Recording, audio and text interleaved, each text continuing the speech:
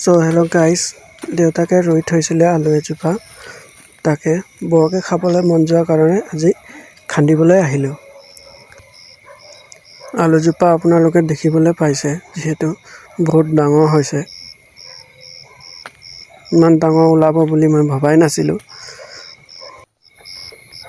যিহেতু আলুজোপা খান্দি হৈ গ'ল। এতিয়া আলুজোপা মাথাটো কাটি আকৌ পুতি থলোঁ, কাৰণ এই বছৰ পুতিলে অহা বছৰ আকৌ খাবলৈ পোৱা যাব।